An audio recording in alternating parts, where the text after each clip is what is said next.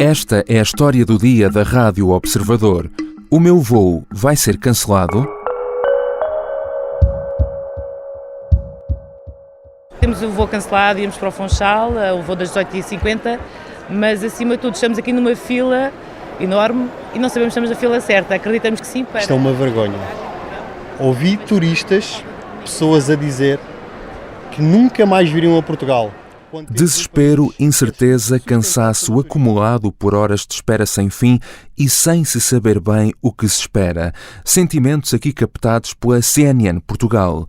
A pergunta que fazemos no título é, no fundo, a que milhares de passageiros fazem agora a si próprios e vão continuar a fazer nas próximas semanas perante as imagens que veem nos últimos dias. No fim de semana, mais de 100 de voos foram cancelados no aeroporto de Lisboa e o problema tem continuado semana adentro. Aquelas que para muitos seriam as primeiras grandes férias depois da pandemia transformaram-se num pesadelo. Para outros foi o regresso a casa que ficou impossível. Abdias Melo, um humorista brasileiro retido no aeroporto de Lisboa, tornou-se viral nas redes sociais pela forma como relatou a sua situação à RTP. Meu anjo, eu estou com a mesma cueca faz 6 dias. Eu não tomei banho. Tô fedendo. Um absurdo, meu sovaco tá fedendo. E eles não fazem nada, simplesmente nada. Simplesmente falam assim: vamos resolver. Aí bota um voo, dá o cartão de embarque, cancela. Dá um voo, cartão de embarque, cancela. É certo que o problema no aeroporto de Lisboa não é de agora, mas agravou-se nos últimos dias. E a situação não acontece apenas em Portugal, afeta vários aeroportos internacionais. Falar em tempestade perfeita parece sempre uma frase feita, mas a verdade é que muitos fatores diferentes terão contribuído ao mesmo tempo para este furacão nas viagens aéreas. O que explica este caos nos aeroportos? Quais os problemas de Portugal em específico e o que podemos esperar no resto do verão? Hoje vamos falar com Ana Suspiro, grande repórter e jornalista da secção de Economia do Observador.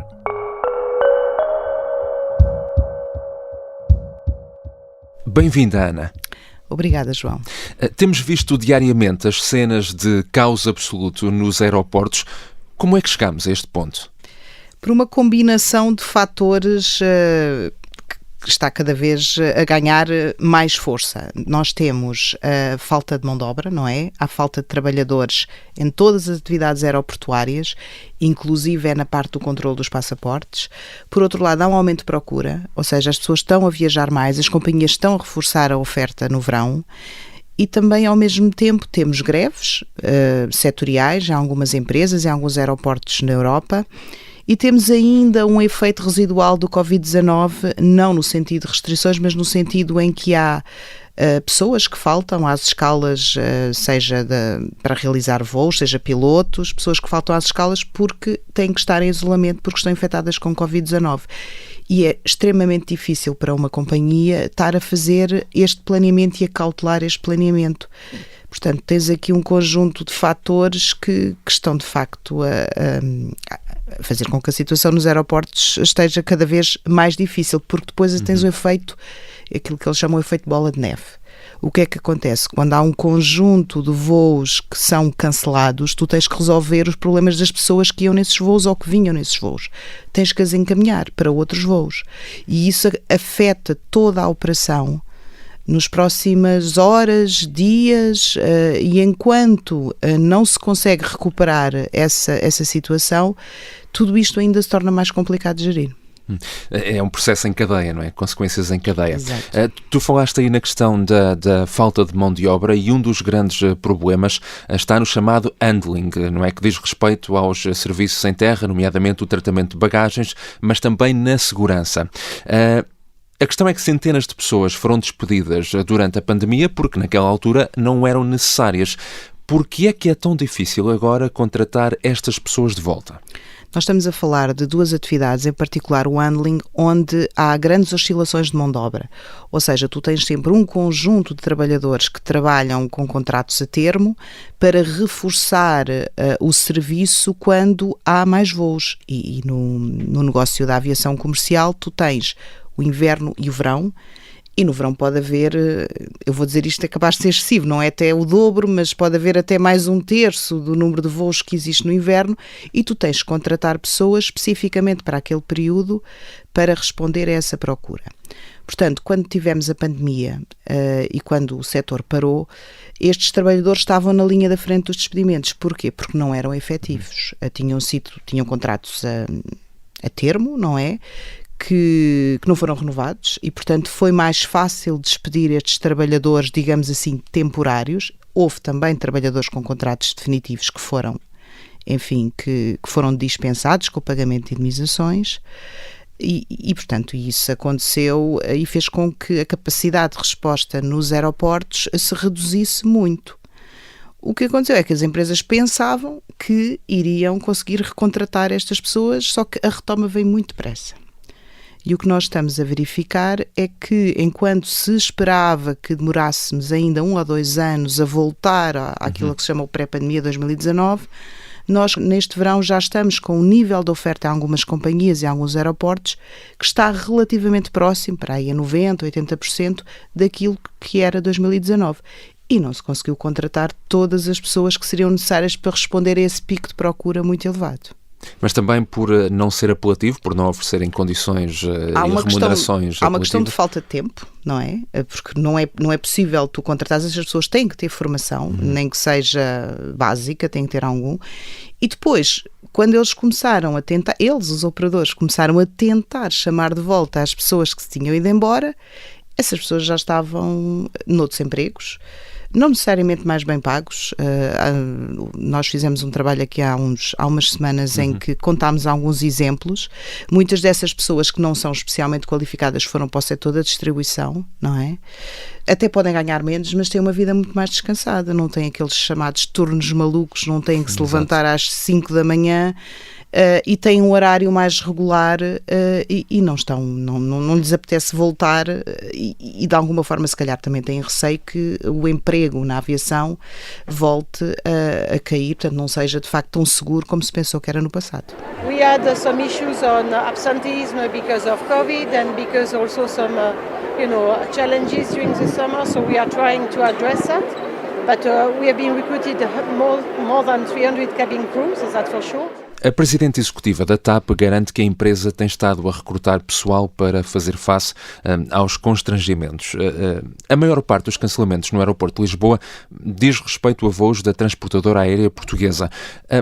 Daquilo que conseguiste saber, o que é que se passa nesta altura com a empresa? A TAP, de facto, tem vindo a recontratar alguns dos trabalhadores que despediu e até tem áreas em que tem recorrido a fornecedores externos. Estou a pensar, por exemplo, na manutenção, que é uma coisa que não tem impacto na operação.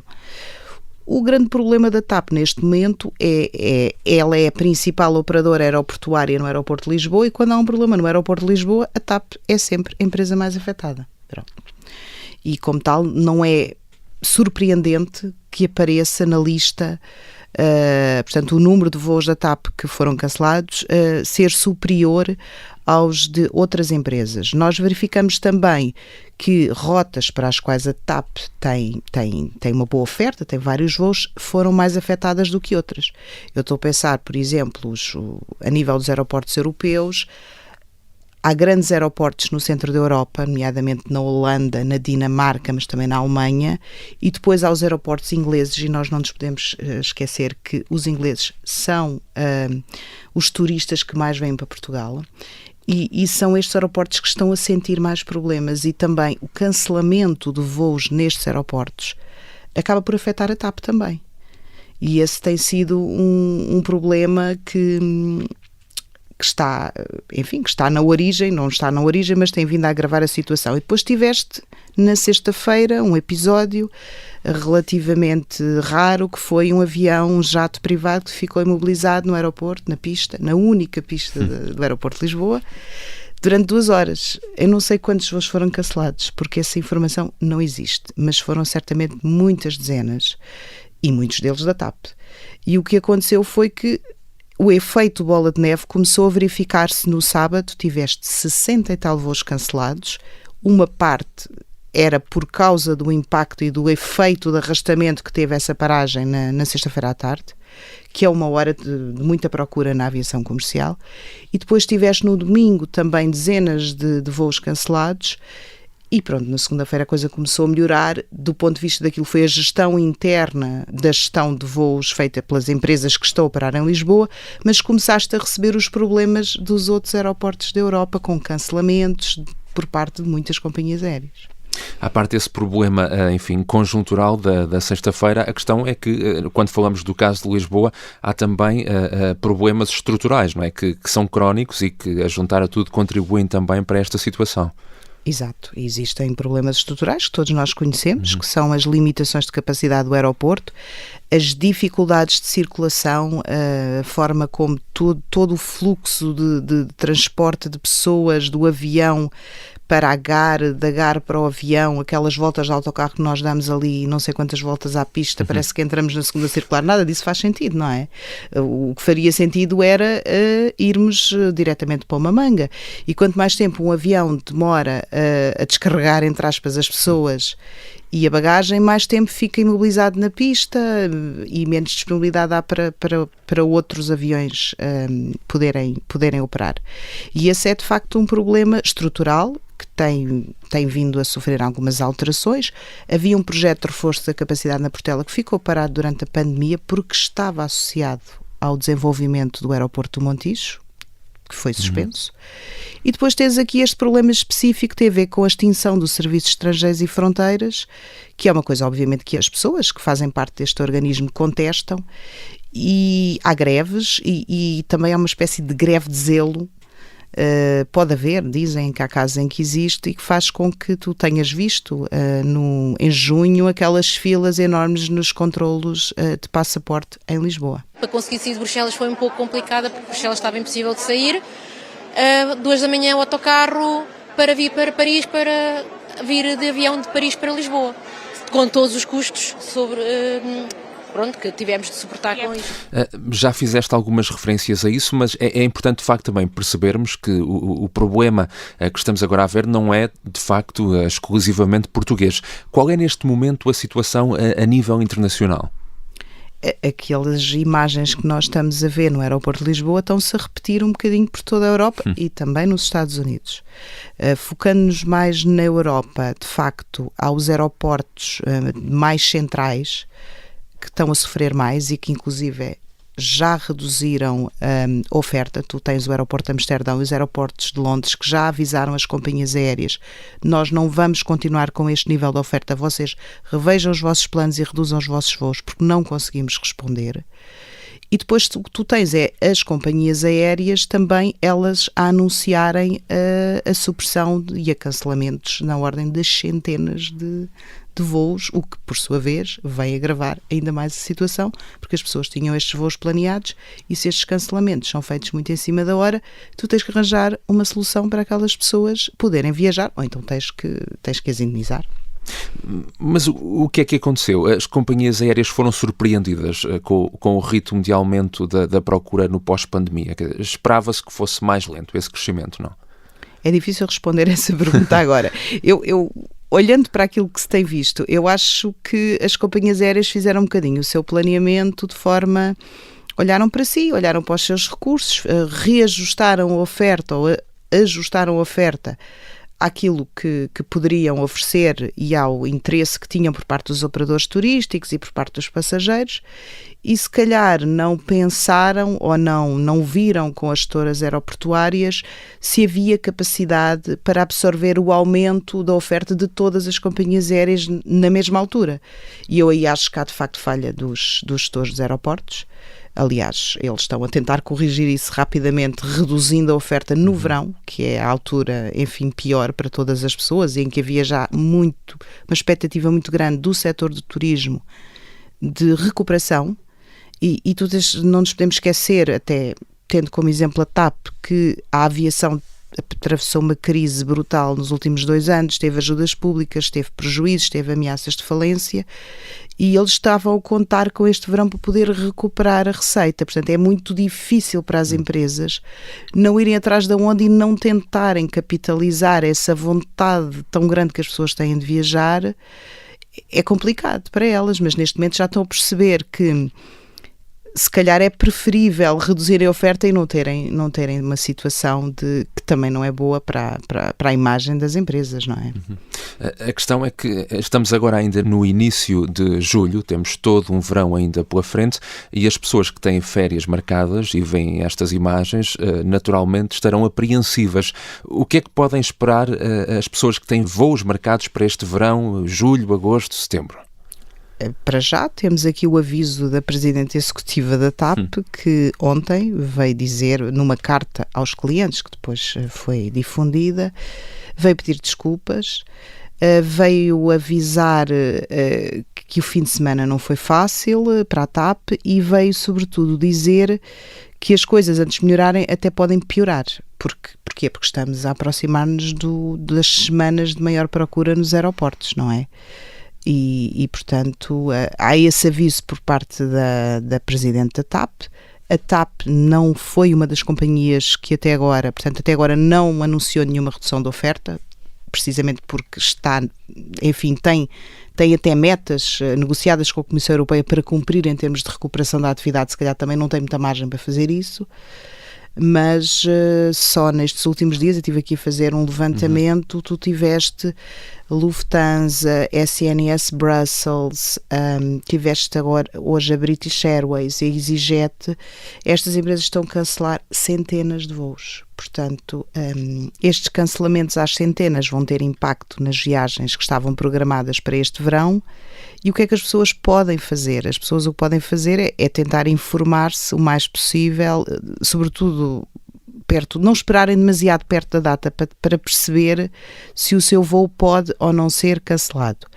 Nós temos visto temos tido o problema de que muitos destes cancelamentos parecem acontecer muito em cima da hora. E isso não dá, de facto, muita margem de manobra às pessoas para reajustarem os seus planos de férias. Obviamente que aí podem esperar que a empresa as reencaminhe para outras opções, o que significa normalmente perder dias de férias e horas no aeroporto à espera, ou podem tentar também reutilizar esses bilhetes mais tarde, numa altura em que, enfim, a operação aeroportuária já esteja mais tranquila. Obrigado, Ana. Obrigada, João. Ana Suspiro é grande repórter e jornalista da secção de Economia do Observador. É importante recordar que, em caso de cancelamento ou atraso do voo, o passageiro tem o direito à assistência por parte da companhia aérea garantido por lei, nomeadamente refeições e alojamento proporcionais ao tempo de espera. Na rúbrica Resposta Pronta da Rádio Observador, que também está disponível online e em podcast, pode encontrar as explicações da DECO, a Associação de Defesa dos Consumidores, sobre esta matéria. Esta foi a história do dia. Neste episódio usamos também sons da CNN Portugal e da RTP. A sonoplastia é do Diogo Casinha. A música do genérico do João Ribeiro. Eu sou o João Santos Duarte. Tenham um bom dia.